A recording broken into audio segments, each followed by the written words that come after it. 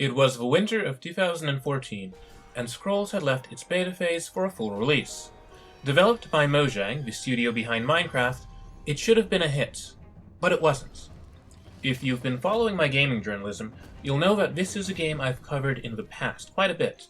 I've got a lot of love for it since it was the first collectible card game I've ever played, and I played until the official servers were shut down. Today, I'm talking about a new game, Legends of Runeterra.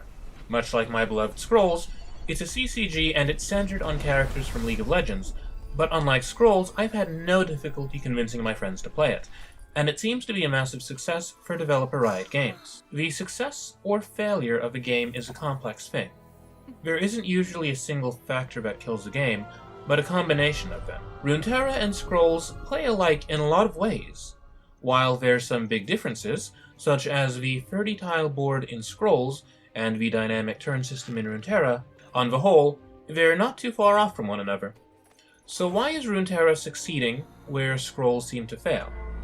Let's dig in a little bit, and first, let's talk about the design of Scrolls. First off, I just want to say that I still love Scrolls a lot. Even though I'll only fire it up once in a blue moon, to me it's still a lot of fun, and I think the game's art still holds up nicely. Scrolls may have been a commercial failure, but it wasn't a critical one. At least, not to me. To give a little background on the game, if you've been following the world of game news for the past decade, there's a chance you heard about the legal kerfuffle between Scrolls developer Mojang and Elder Scrolls developer Bethesda. Bethesda's lawyers said, hey, you can't use the word Scrolls in your eclectic niche card game because people will confuse it for our multi-billion-dollar open-world fantasy RPG series. And Mojang said, we challenge you to a duel in Quake. And the lawyers hurt themselves in their confusion. Just kidding, they settled out of court. Though after the game died and was subsequently re-released, its name was changed to Color's Bane to avoid any more confusion. Most folks who've heard of the game only know about the legal troubles, but the reality is that after it left beta, it enjoyed a healthy and active player base, and it received a pretty decent stream of updates that introduced fresh cards and shook up the game's meta with balance changes and such. Alas, it was not meant to be forever, as 6 months after the game left beta, Mojang announced that they were stopping development on Scrolls, and any money that the game made would go towards server maintenance. The game's player count steadily dwindled. There were times that the game would be completely empty. There would be no active users online. Scrolls is a game that failed in spite of doing a lot of things in what you might think of as the right way. To enjoy the game, you simply needed to plunk down money once to actually purchase it. You'd be granted a starter deck, and from there you could buy new cards with in-game currency earned through play. You could purchase cosmetics for your board using real money, but that was about it. The game didn't pressure you to buy anything. On the alignment chart, this was lawful good. It's what I'd imagine most gamers at the time would have said they wanted out of a game.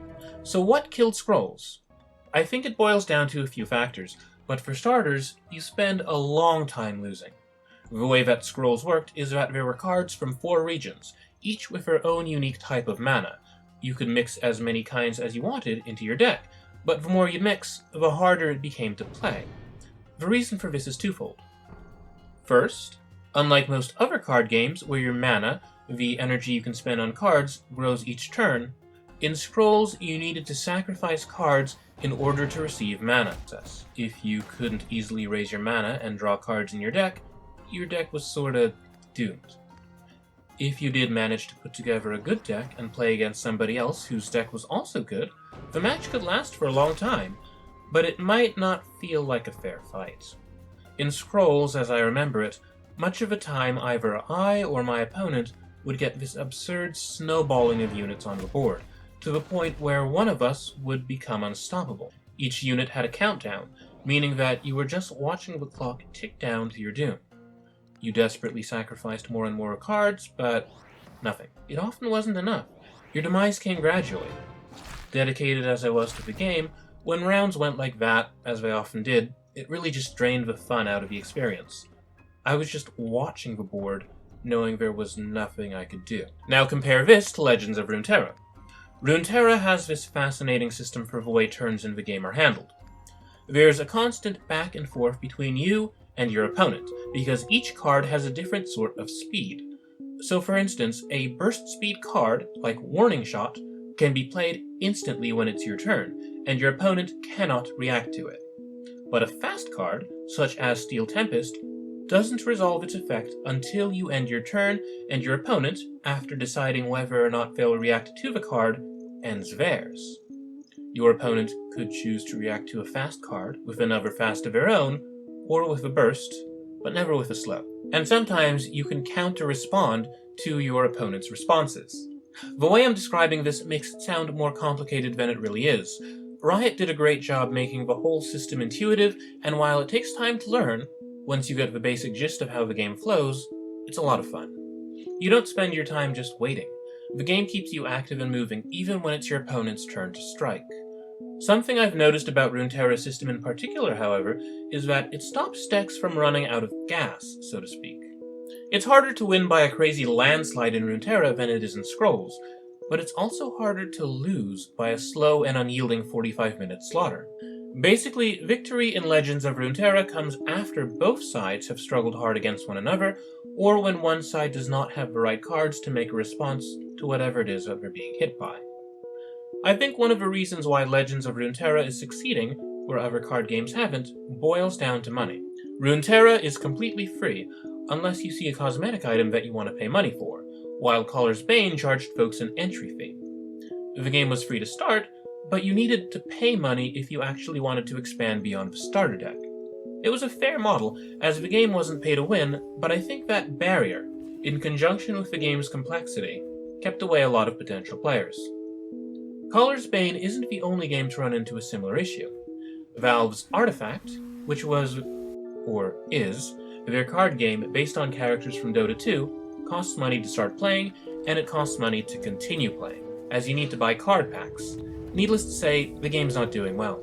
By comparison, Legends of Runeterra makes it easy not only to earn new cards, but also just to try out new cards through an expedition mode, in which you draft a deck with cards you might not be used to using.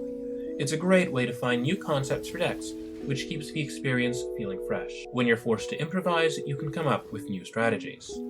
It's funny how two games with such similar concepts, that is, card game spin-offs of popular MOBAs, could be executed so differently. There's no one right way to make a game, but there's plenty of places one could easily go wrong.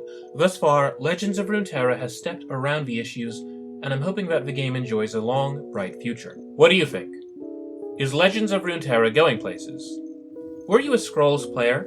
And if so, do you still play the game now that it's called Caller's Bane? Should I come up with more exciting questions? Should I have talked about Hearthstone, which is in some controversial places this year? Hit us up on Twitter at OneRuleBeCool with your thoughts.